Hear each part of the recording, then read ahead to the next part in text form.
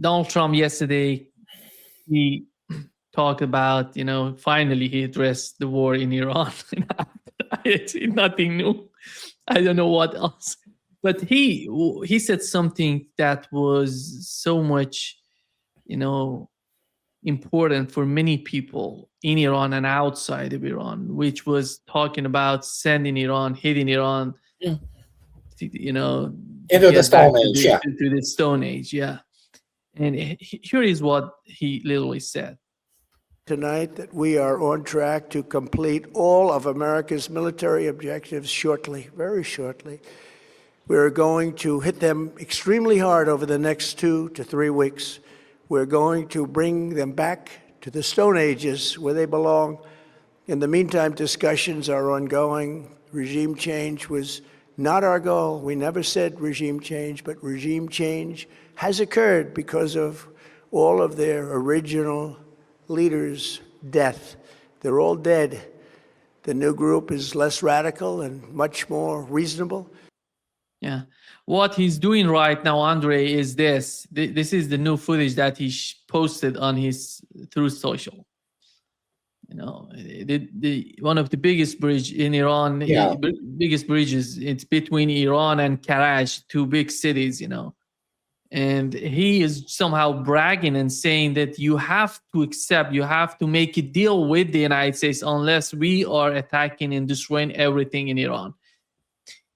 Andrei, when it comes to the military point of view, strategic point of view, what is this all about? When you fight an army, you're talking about missiles, drones, capabilities, the army capabilities. It seems that he's attacking civilians. He's just focused. He said it yesterday, and he's going to focus on civilians. Yeah. What is this? What do you make of it? First, it's a desperation. The United States lost the war, and it's both on operational and strategic level, and it doesn't matter what legerdemain he performs there. He's desperate, he's also demented, and he begins to speak like the war criminal. And so you have to understand that once we just drop all kinds of the pretense, he is a narcissist who cannot take no, and he's covered, and he doesn't have enough integrity or humanity in him to actually stop this, atrocity. So yeah, they will continue to do what actually United States military have been known for. Vietnam, can I remind anybody Vietnam? So that was essentially, they killed 3 million civilians actually there. So, and okay, that's what they do, I don't know how else to explain it, because he's desperate. There's no off-ramp for him. He's a political corpse. The midterms probably are over for GOP, which in itself is Israeli party, and he's controlled by Netanyahu and all these Zionist, groups in his administration. And even the rumors which are circulating now about Tulsi Gabbard being, removed from her position, because obviously somebody from the intelligence community, not that there is a lot of intelligence there to start with, tried to persuade him not to do it. So Tulsi will be well advised, if she has any integrity and honor left in her, to resign immediately, to submit this resignation before she's thrown out in, most humiliating. So Trump is on basically, as, Bon Scott, AC/DC were singing, I'm on the highway to hell. And that's where they are. So the next thing, which probably they will kill a lot of American military personnel, and of course they're already hiding real numbers, which are very dramatic and in terms of losses. So, and yeah, that will be, I don't know what's going to happen, so, and some people are now beginning to float the idea that, of course, the 25th Amendment and the fact that he might actually resign. But for him, it's the life and death struggle also, because obviously once Epstein files, whatever is happening there, I don't know, make no mistake, you cannot, don't basically quote me on that, but obviously there are all kinds of the very nasty surprises for him in terms of the judicial part of the matter, and he might end up actually behind bars. But he is totally, at this stage, Israeli asset. He is surrounded by people who are nut jobs and incompetent. And he will continue until he basically completely destroyed, and maybe he already kind of destroying the country, and the world as we know it's no more. We've seen footages from UAE. There are American troops in UAE. What is the plan, Andrei? If we assume that he considers something like, I don't know if the ground invasion is still in his mind. He didn't mention it yesterday, by the way. He didn't mention any sort of invasion. If they're gonna go underground, if they're gonna find those 400 plus enriched uranium. Yeah. What is the number? How do you see the numbers militarily? Well, I mean, there will be. You make no mistake. There are very many people in U.S. military who will continue to chest thumping themselves. That we're gonna send some special forces. Yeah, they might send some special forces, but again, this is not real war. I mean, evidently, those guys they draw all the. As always the case with let's be honest, with the U.S., especially ground troops, they draw wrong lessons from everything. They learned nothing in Vietnam. They learned absolutely nothing from the Gulf War, which wasn't real war. And so they will continue to talk about, let's insert some, our Rangers and, this tough guys, So they might kill some people there, but problem is, this is the war. This is different, okay? A U.S. Army never experienced anything like this, which is sustained fire impact, of which I wrote 4 books. So there is no basically field manual in the United States Army which prepares them once you consider the fact that you can insert whatever special forces you want. And there are all kinds of bizarre ideas are being thrown. But if you cannot get yourself into the assembly area, which will be immediately impacted by the very serious missile and drone forces, what are you going to do? You're going to kill more U.S. personnel, which is not even supposed to be there. So this idiocy, sheer idiocy, which have been promoted by a number of the fanboys who went through Afghanistan and said, we saw the death. No, you didn't. When you have a battalion in the assembly area and you lose about 20 to 25% of your personnel killed or wounded because a couple of ballistic missiles flew in and the United States has no viable air defense at all. It's all garbage. So what are you going to do? Oh, they don't know. They never experienced anything like this. Listen, even from Vietnam War, Hamburger Hill, Khe-Sanh and all that. Well, the United States was sustaining the, casualties there, killed, and even senior officers like in Khe-Sanh, Marines, lost their base commander, to the enemy fire. But it is nothing compared to what is coming, your way when you are fighting the real war. They learned nothing from Ukraine, nothing, zilch. Well, because they live in an alternative universe, they don't look at the data, they cannot verify it, so they are high on their own supply. And so that's the result now. We have basically the president who is absolutely inadequate for the governance. You have essentially Israel controlling everything in Washington, D.C.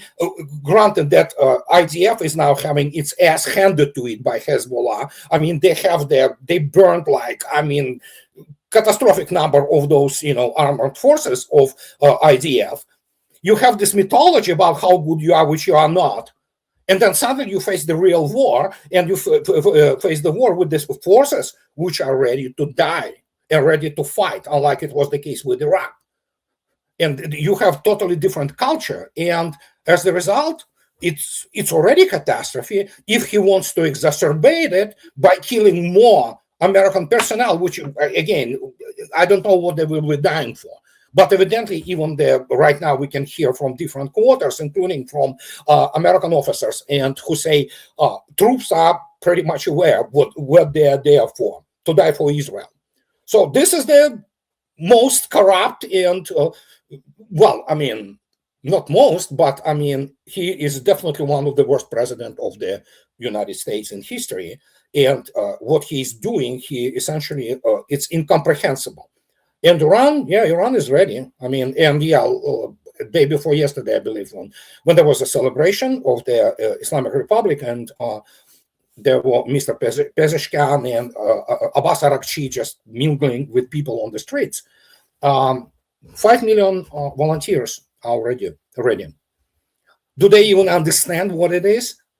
There are people in Pentagon who still cannot grasp it. They are high on their own supply. They watch too much Hollywood and movie pattern, who they believe that they can fight real ground campaign. They can't. They never could, actually. And so here we are. And so the only horror which I feel, because, listen, I am, for all intents and purposes, is a Russian American, okay? I live in the United States, it's my country, and seeing the fact that the poor kids, basically, being bombarded into you saw yourself what is happening. They are hiding in these bunkers or anywhere while the Iranian missile strikes happen, which is, I don't know what this president is doing in his administration. We know it serves Israel, while Israel itself has its, pardon my French, ass handed to it.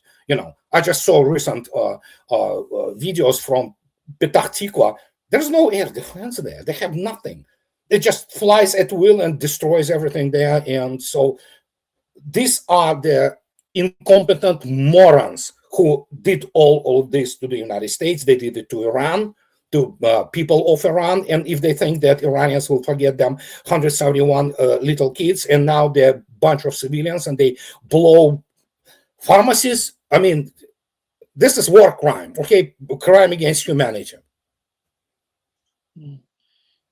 Yesterday, Lindsey Graham was happy because many people were somehow speculating Donald Trump would declare victory. He's going to get, we have achieved it, but he didn't do that.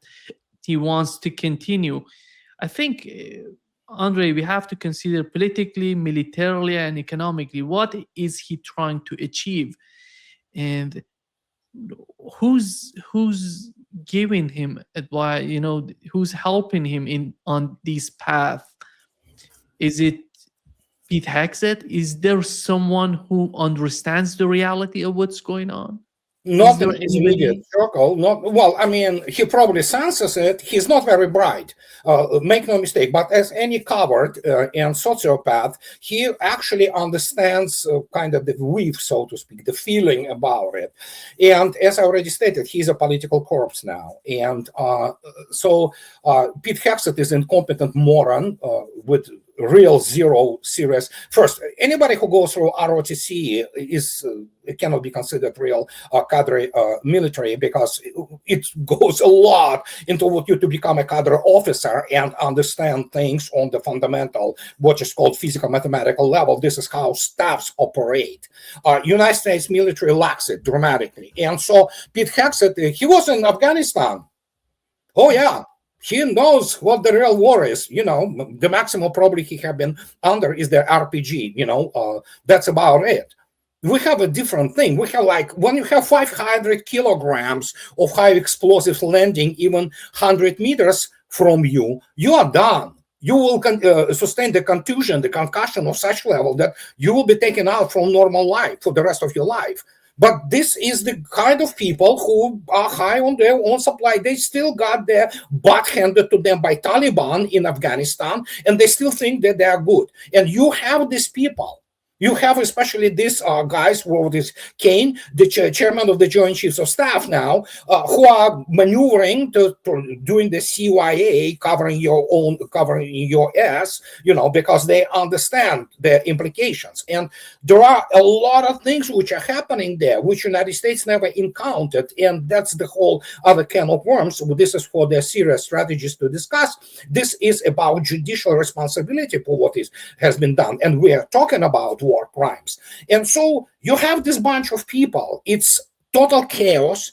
Most of them have no clue. Most of them, they don't have background to even figure it out. Mr. Kane, for example, who is the chief or the chairman of the Joint Chiefs of Staff, he's a pilot. I don't think they teach really serious, tactics and operations, ground operations in the U.S. Air Force Academy. So they teach them how to fly the plane, but that's about it. And so when you look at those people, they're living in this alternative universe where America defeated everybody, from Kaiser to Hitler to aliens from the planet Zoltar who invaded the Earth, and you have this triumphalist sheer idiocy installed in the much, not all, make no mistake, but much of the officer corps, which still cannot understand why they lose wars. Well, because you are not good, okay? Simple as that. And they don't even understand what it means when you have 93 million people, like one, ready to die for their country. They have no clue because none of them ever experienced real war. There is not a single serviceman in United States military who ever fought for their home, for their wives, for their children, for their property, for their land to be free. None. Doesn't exist. They have no actually the emotional and intellectual organ which can give you this understanding of that. That is why they believe their own mythology. And as the result, we have the totally incompetent militarily people who go there and they try to support the political decisions which are completely insane. You have the Israel, which is it's beaten into the bloody pulp. It's destroyed, essentially. It's going to be destroyed even more until essentially it's dissolved as a country, because you will not be able to live there. Iran just absolutely pummeling it into the utter submission. And so now those idiots went into the southern Lebanon, and then they're losing their, I don't know how many tanks a day and APCs, but it's just basically it's beating the crap out of them, the Hezbollah. And so, and here we are. And that will continue until Trump simply runs out of it, or he makes a decision which will turn the United States into the pariah state, and it will disintegrate eventually, because nobody would want to live with the terrorists within the terrorist state. Simple as that, because the only thing he has, United States military has no resources or ability to do anything serious in terms of the ground combined arms operation. So nuclear option, they might. Well, you have the fanatics, religious fanatics surrounding them. There's a Christian Zionist. They are not Christian and nothing to do with the Christianity. This is a Scofield Bible brainwashed fanatics who are ready to die. Well, they should send their children. Let them send those, Haji, or those prosperity gospel, gospel, all those fanatics about dispensationalism, and Israel being something the center of the universe. Let them send their children there. Their sons, their daughters, let them die there. Andrei, the United States is using, after the destruction of the radars in the Persian Gulf, they started using these AWACS to send signals to Israel, which 2 of them were hit so far in Saudi Arabia. And they're talking about a new base in Israel, because it seems that they're not going to get back to these Arab states. No. How is that going to be possible to make a new base in Israel? It's just somehow, because the way that Iran destroyed these radars is going to destroy those. You cannot explain, you cannot explain to an average, basically dude, bureaucrat from Pentagon, that Pentagon doesn't have viable air defense. It doesn't have anti-missile defense either. And so the United States, listen, you know me, for 12 years, I write it officially on my blog. I wrote 4 books. United States not even in the same generation as the modern air defense systems. For example, if you can, just to give you example, India, after the Operation Sindoor, which was, of course, remember, this serious skirmish between India and Pakistan, performance of S-400 was so outstanding that Modi wants more. Well, guess what?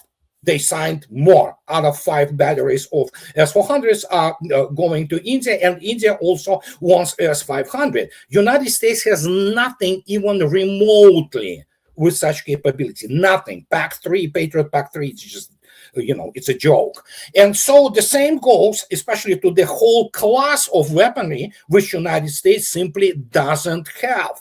It cannot develop it, it cannot build it. It's called the short to medium range air defense systems, which not only defend airspace, they also defend this high level S-400s, S-300V4s, S-500s from all kinds of other threats. And those are, as you probably already know, these are Tor M2, M3 capability, it's Panzer S1 with all those upgrades happening constantly, and especially Book M1, 2, 3 now, Book M3 being state-of-the-art system capable of also intercepting ballistic missiles, operational tactical ballistic missile. United States simply has no type of this weaponry. There's no class of this weaponry. It doesn't exist. To develop this class of the weaponry, you need decades. You need the tactical data and operational data, where do the United States gets it?